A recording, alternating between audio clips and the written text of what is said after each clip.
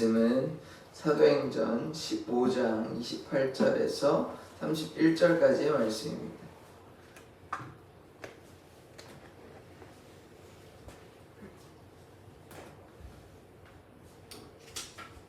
사도행전 15장 28절에서 31절까지의 말씀을 저와 여러분들이 교독하도록 하겠습니다.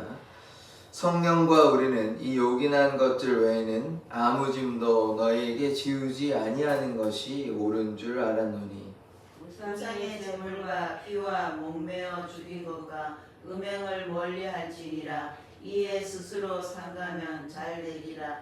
평안함을 원하노라 하였더라. 그들이 작별하고 안디옥에 내려가 무리를 모은 후에 편지를 전하니 같이 읽겠습니다. 읽고 그 위로한 말을 기뻐하더라. 아멘. 하나님, 우리가 하나님의 그 말씀 가운데 거하게 하여 주시옵소서. 아멘. 우리가 주님만을 향해 믿음으로 나아가는 자 되기를 원하오니 아멘. 우리의 삶을 이끌어 주시옵소서. 아멘. 예수 그리스도의 이름으로 기도드립니다. 아멘. 아멘. 예루살렘 회의는 이제 다 끝이 나고 안디옥에 유다와 실라와 이 편지를 가지고 다시 돌아가게 되는 것입니다. 이제 어제 말씀 중에 가장 중요했던 말씀이 무엇이냐면 자신의 생명을 들었다. 생명을 아끼지 아니하는 자다. 그리하여 이 바나바와 바울만 그러한 것이 아니라 베드로와 야고보만 그러한 것이 아니라 우리 모두가 하나님께 우리의 생명을 우리의 삶을 아낌없이 드리는 자 되기를 원합니다. 그렇게 할 때에 하나님께서 우리의 행한 대로 다 갚아주시고 우리의 선한 그 의도대로 우리의 선한 마음대로 하나님께서 우리에게 한량없는 은혜를 베풀어 주시는 것입니다. 우리가 하나님을 온전히 쫓아간다면 우리의 인생을 반드시 책임져 주시고 함께하여 주시고 돌보아 주시는 것입니다. 그래서 이제 할례가 중요한 것이 아니고 율법이 중요한 것이 아니고 율법의 행위로서는 결코 의롭게 될 수가 없는 것입니다. 죄에 대해서 깨달을 수 있는 부분은 분명히 있는 것이 맞으나 율법의 행위로서 율법의 조항을 다 지킬 수도 없고 그렇다고 해서 계속 제사를 드릴 수도 없는 노릇이고 예수의 보혈, 예수의 십자가, 예수님의 그 은혜로 말미암아 우리가 구원을 받았다. 예수님의 그 믿음으로 구원을 받았다는 이 사실을 반드시 기억하여야 하는 것입니다. 그래서 28절의 말씀을 계속해서 보도록 하겠습니다. 성령과 우리는 이 요긴한 것들 외에는 아무 짐도 너희에게 지우지 아니하는 것이 옳은 줄 알았노니 성령과 우리는 다른 말로 하나님의 이 뜻은 이 요긴한 것이라고 얘기하는 것은 중요한 것을 얘기하는 것입니다. 무엇이 중요하나? 예수 그리스도에서 중요한 것입니다.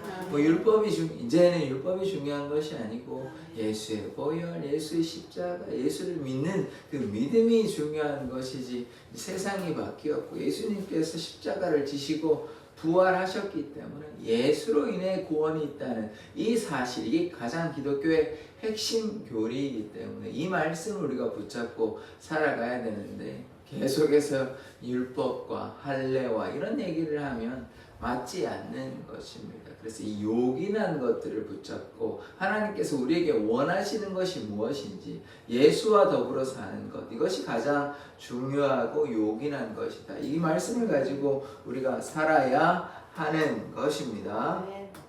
그래서 가장 중요한 것은 예수 그리스도시다. 29절의 말씀, 우상의 제물과 피와 목매어 죽인 것과 음행을 멀리할지니라. 순서가 조금 바뀌긴 했는데 우상 숭배하지 말라 이 얘기를 하고 있는 것입니다. 그래서 우리가 이방인의 관습이나 우상 숭배를 하지 않아야 하는 것이라고 제가 분명히 말씀을 드렸고, 간단히 정리를 하자면 우상 숭배가 꼭 무슨 뭘 이렇게 섬기고 이렇게 하는 게 그건 좀 좁은 개념의 우상 숭배이고, 넓은 개념의 우상 숭배라고 하면 우리를 하나님께로 다 멀리하게 하는 이 모든 것이 술이나 마약이나 어떤 것들이야 하나님으로부터 이렇게 멀리 떠나가게 하는 거, 사람이 될 수도 있겠죠. 그런 것들이 다 우상 숭배라고 생각하면 틀림이 없는 것입니다. 그래서 이제 우상 숭배하지 않는 삶, 주님 안에 거하는 삶을 살아야 하는 것입니다. 그렇게 하면 스스로 상가면 어떻게 합니까? 잘 되리라. 당연히 잘 되죠. 하나님 안에 거하는데 잘 안 될 게 뭐가 있습니까? 그리고 평안함을 원하노라 하였더라. 그래서 우리가 주님 안에 거하면 주님께서 우리에게 무엇 주십니까? 평안함을 허락하여 주시는 것입니다.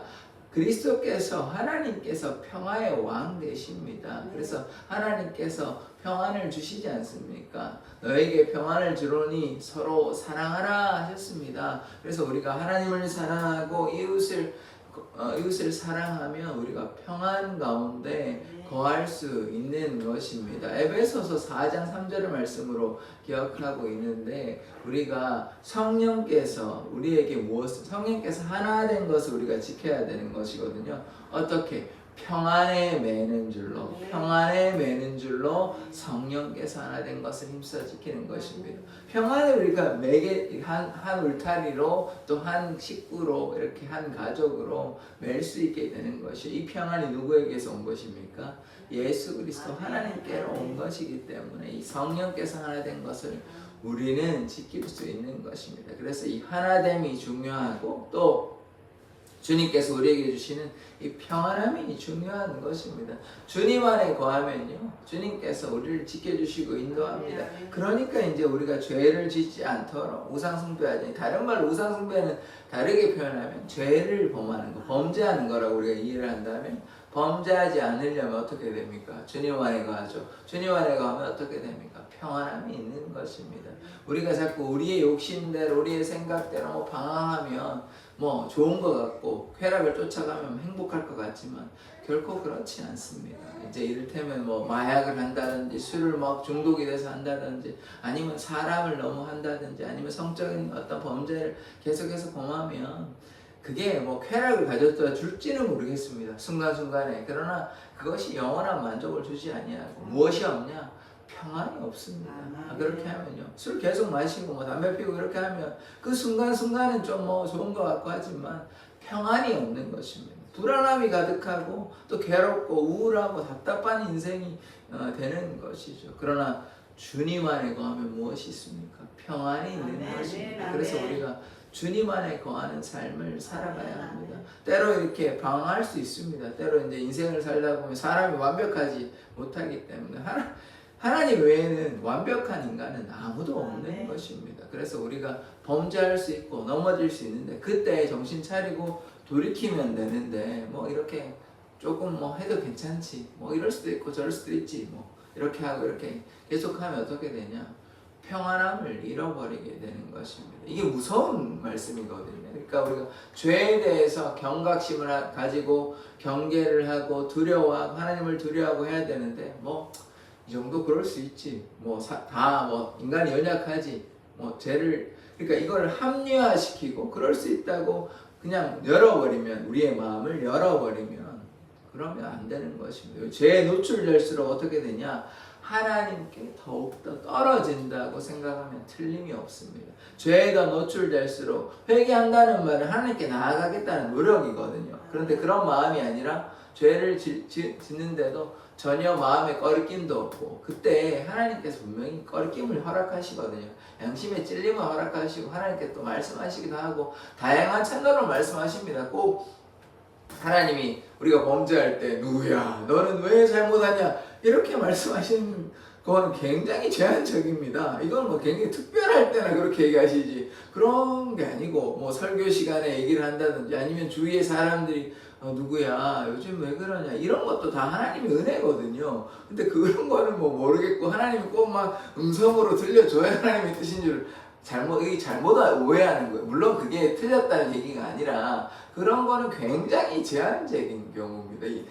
제가 말씀을 드렸잖아요. 그 바울이 이제 사울이었을 때 이름을 이제 바꾸기 전에 바꾼 건 아니지만 어쨌든 회심하기 전에는 저는 자기 마음대로 살았잖아요. 그게 옳은 줄 알고. 그런데 이제 예수님이 나타나지고 왜 나를 박해하냐 이렇게 음성 들려주시는 거는 굉장히 제한적이란 말입니다. 그러니까 그런 것들 일반적으로 해가지고 우리가 잘못할 때마다 하나님이 우리 가운데 음성으로 누구야 왜 잘못하느냐 이렇게 물론 하실 수도 있습니다만 그렇게 한다기보다는 우리가 말씀 가운데 그래서 이제 하나님께 가까이 가는 이 훈련이 우리의 인생인 것이에요. 우리가 지금 인생을 살아가다 보면 때로 좀 집에서 교회 나오기 싫을 때도 있고 예배 오늘 한 번은 쉬어도 매일 드려진 예배 매일 듣는 설교 뭐가 그 대단한 거냐고 이렇게 괜찮지 이렇게 생각할 수 있거든요.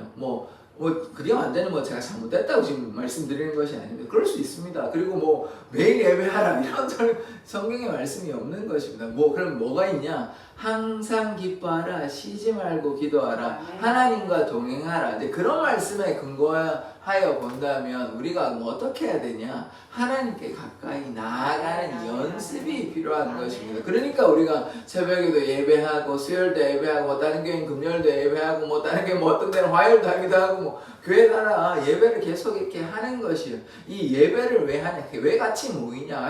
그냥 집에서 하면 안 되냐? 집에서 안 되니까요. 집에서 안 되고 또 각자 신앙생활이 안 되고 그만큼 또 연약해지기 때문에 이렇게 함께 함으로써 예배를 함으로써 뭐 하는 것이냐? 훈련하는 것입니다. 그러니까 군인들이요. 어제 훈련했으니까 오늘 안 해도 되지.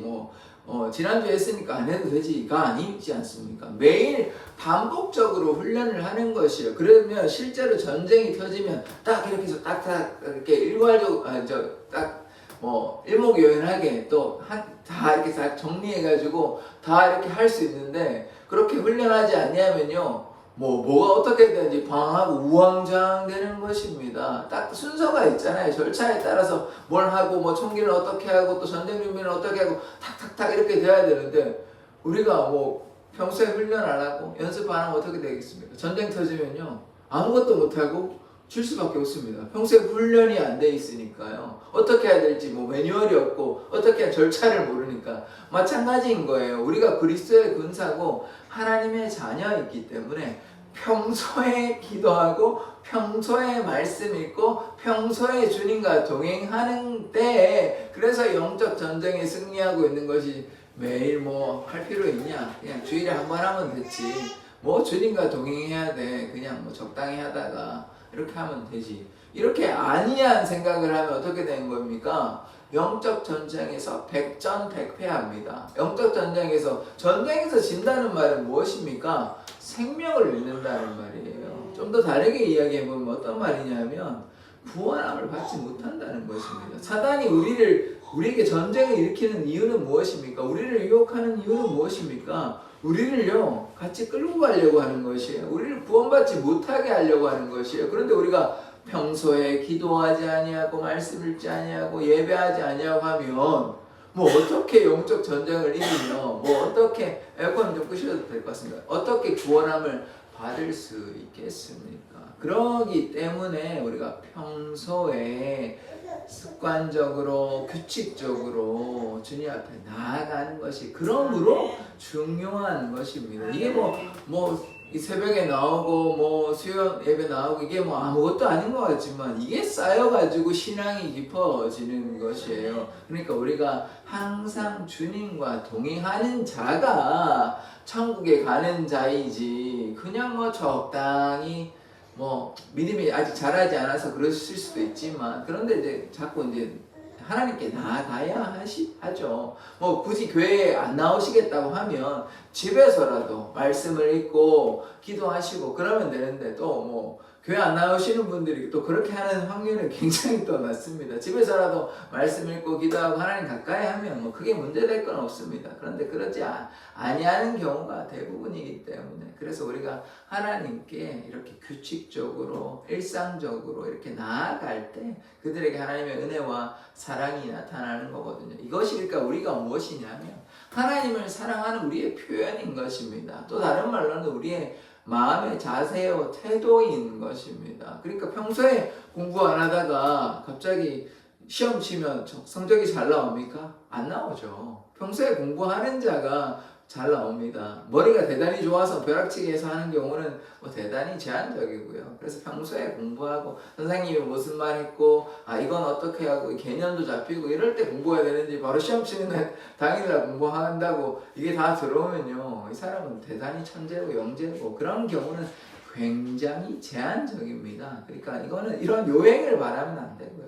평소에 주님과 동행하는 것이 그것이 중요한 하나님 말씀 가운데 그럼 예수가 우리의 구원자라고 얘기했다면 예수와 동행하는 삶을 살기 위해서 우리가 헌신된 삶을 살아야 하는데 평소에 주님 만나지 아니한다면 뭐 어떻게 예수님과 동행할 수 있는 것입니까? 그래서 이것이 새벽기도 나오시는 분들한테 중요한 말씀이 아니라 새벽기도를 나오지 않는 수요예배를 나오지 않는 주일 예배를 나오지 않는 분들에게 더 들려드려야 될 말씀인데 뭐 또 제가 또 그분들한테 그렇게 계속해서 뭐 이렇게 말씀을 하면 부담을 느끼고 너무 또 그렇게 하기 때문에 제가 뭐 말씀을 드릴 수 없으나 그러나 중요한 말씀이긴 한 것입니다. 평소에 일상적으로 하나님 앞에 나아가야 하는 것입니다. 저도 뭐 이를테면 말씀 읽지 않고 기도하지 않고 뭐 그냥 뭐 예배만 잘 인도하면 됐지 이런 이제 그런 게으른 마음, 안이한 마음을 가진다면 목회자로서 이렇게 제대로 된 사역을 할 수 없는 것입니다. 이게 뭐 요 말씀 가지고 넘어가도록 하겠습니다. 목회자가요 영적으로 참 메마르기 쉬운 그런 직분입니다. 오히려 더 그렇습니다. 왜 그러냐면 말씀을 통해서 하나님의 은혜와 사랑 가운데 거하는데 그런 것을 또 어떻게 됩니까? 이렇게 쏟아내잖아요. 그러면 또 마음이 이렇게 허전한 그런 것들이 생긴단 말입니다. 그래서 물론 하나님께 더욱더 기도로 간절히 나아가야 하지만 이게 말씀을 막 하면서 하나님이 이러하시다 하면서 그렇게 얘기를 또 내기 때문에 그래서요 이게 참 그러면 안 되는 게 맞는데 저도 좀 한편으로 이해가 안 되기도 하고 되기도 하는데 어떤 거냐면 목회자들이요 우울증 겪는 사람들도 있습니다. 제법. 그러니까 제가 김병상 목사님이라고 뭐 이름 밝혀도 될 것 같습니다. 만나교회 감리교회 목사님인데 대형교회 목사님이거든요. 그런데 뭐 지금은 아니실 거라고 생각합니다. 근데 우울증을 앓았다 이런 얘기를 하거든요. 그러니까 뭐 목회자가 기도 안 했겠습니까? 기도하지 않겠어요? 그분이 예전에 뭐 기도 안 했겠습니까? 하나님께 나아가려고 하는데 그런데 이제 어려움이 있고 또 오히려 이렇게 막 이렇게 쏟아내고 하니까 마음이 허전하실 수도 있는 것이 목회자가 허전할 수도 있는 것입니다. 그러하니까 우리가 조심하고 경계해야 돼요. 그러면 목회자가 기도하고 설교도 하고 예배도 하고 했는데 마음이 허전하고 그런 괴로운 이유가 무엇이겠습니까? 하나님의 은혜 가운데 날마다 거하고 반복적으로 그것을 훈련해서 나아가야 되는 것이에요. 이게 좀 아이러니하지만 정신과 의사들은요 정신과 의사들이 어떤 사람들입니까? 상담해주고 문제를 들어주고 하는 사람들 아닙니까? 그런데 이 사람들도 다른 정신과 의사나 다른 사람들한테 얘기를 해야 이거 풀어야 되는 것입니다. 아니 왜냐하면 맨날 힘든 얘기 듣잖아요.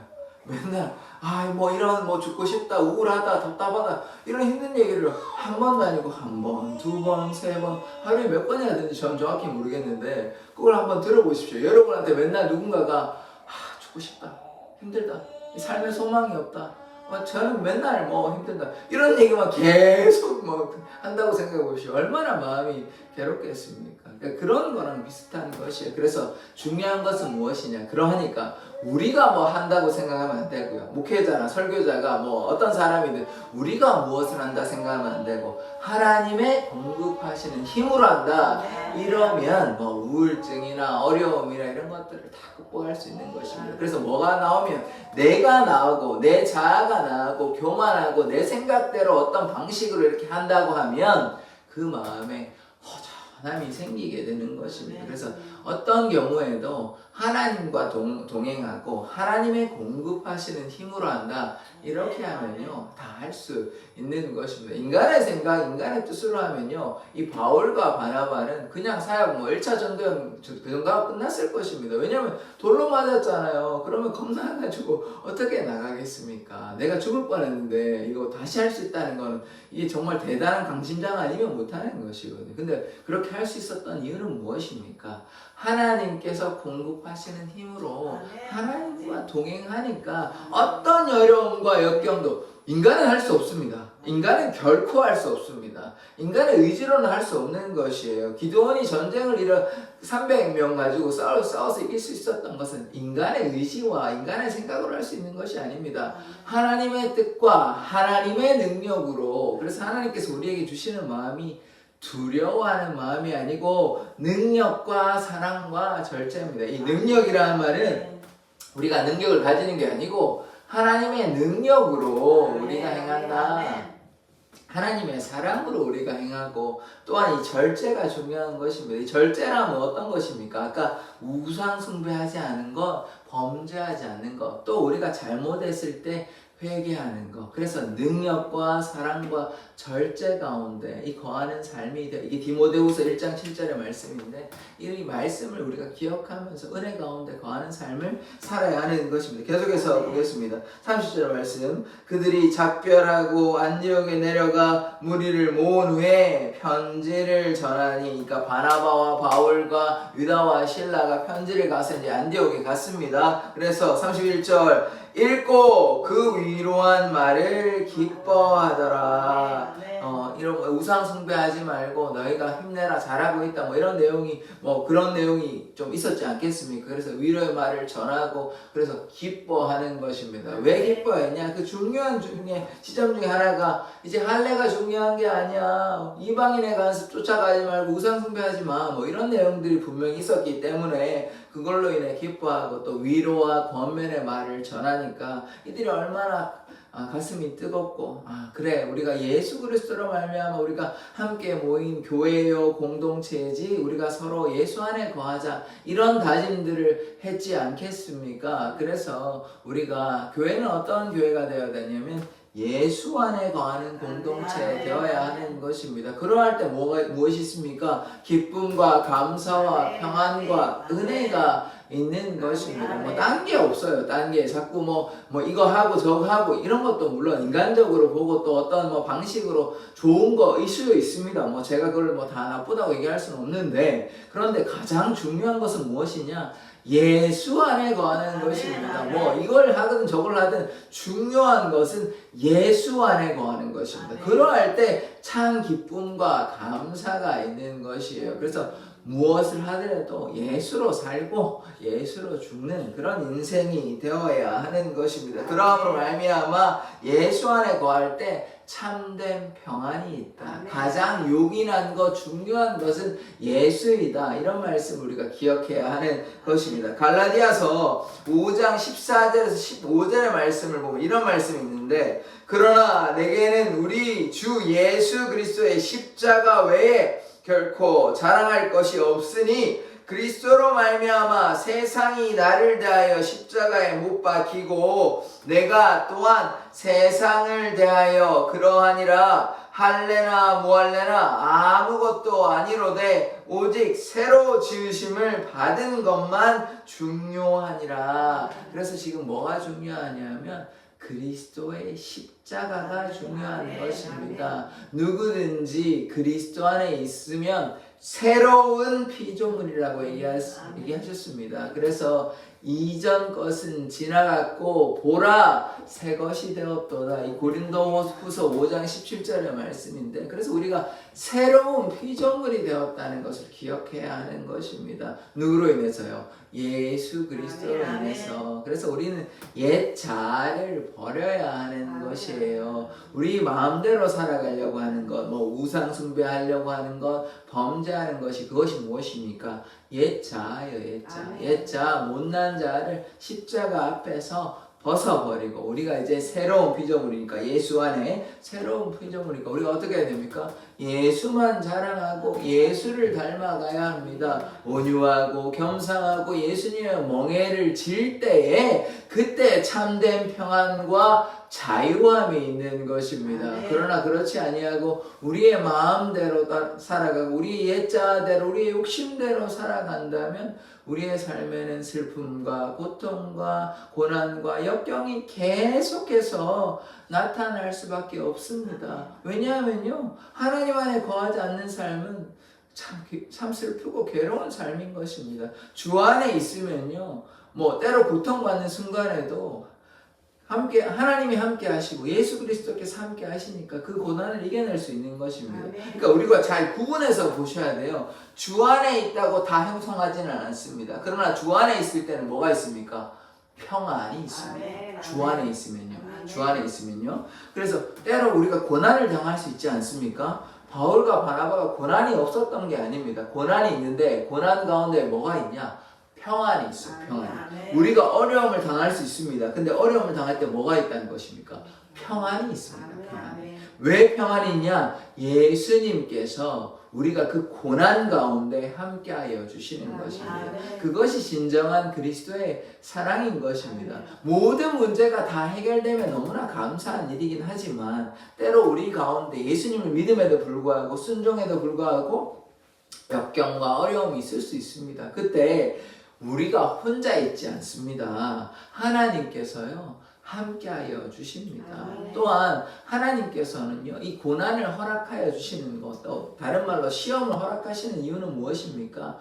우리를 단련시키시기 위하신 것입니다. 우리가요 이게 뭐 권사님들하고 이렇게 얘기한 적도 있는데 예전에 가난의 의미를 헤아릴 수가 없습니다. 우리가 고통당하지 않고 우리가 가난해 보지 않고 어떤 힘든 일을 겪어보지 않으면요 정말 이거 헤아릴 수가 없는 것입니다. 너무 맨날 온실속 화초처럼 너무 좋은 것만 먹고 좋은 것만 입고 뭐 좋은 집에 살고 이러면요 가난의 의미를 이해하겠습니까? 이 사람들이 얼마나 힘들고 단순히 돈이 없다는 수준이 아니라 돈이 없어서 이렇게 배고프고 힘들고 이런 걸 어떻게 알겠습니까? 그런데 이런 고난과 역경을 이제 겪음으로써 가난한 자의 의미는 어떤 것이고 이 사람이 무엇 때문에 이렇게 아프고 힘들고 우울하고 답답하고 괴로워할까 이런 마음들이 어떻게 됩니까? 이해할 수 있죠. 그래서 이 그리스도의 고난이 어떤 의미일까? 이런 것을 우리가 이해할 수 있는 것입니다. 그래서 이 고난을 통해서 우리가 하나님께 더욱더 나아갈 수 있는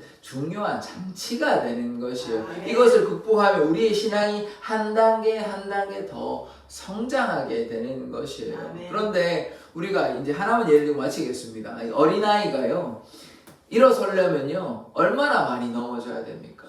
그거 넘어지는 게 아프지 않습니까? 그런데 계속 넘어져야만 일어설 수 있는 것입니다. 이 말이 무엇입니까? 우리가 하나님 앞에 나아가기 위해서는 여러 가지 이런 상황들과 고난 가운데서 우리가 때로 넘어질 때 수도 없이 넘어지는 것이에요. 근데 이 넘어짐을 통해서 어떻게 됩니까? 마침내 일어서는 것이에요. 단단하게 되는 것이에요. 그래서 우리가 하나님 앞에 이런 마음으로 살아가야 하는 것입니다.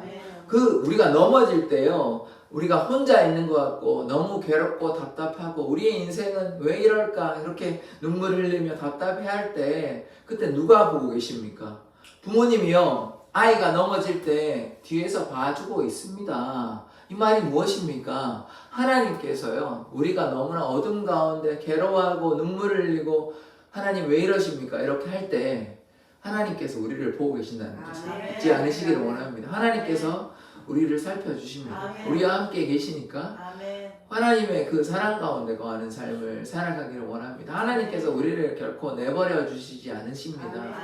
눈동자와 같이 지켜주십니다. 그 믿음의 고백을 할 때 우리가 하나님께 더욱더 나아갈 수 있는 것입니다. 어둠 가운데서 우리가 왜 하나님 나를 도와주시지 않느냐 나와 함께 하시냐 너무 괴로워할 수 있지만 결코 하나님께서 내버려 두시지 않습니다. 우리를 붙잡아 주시기 때문에 하나님의 은혜 가운데 거하는 삶을 살아가기를 원합니다. 기도하겠습니다.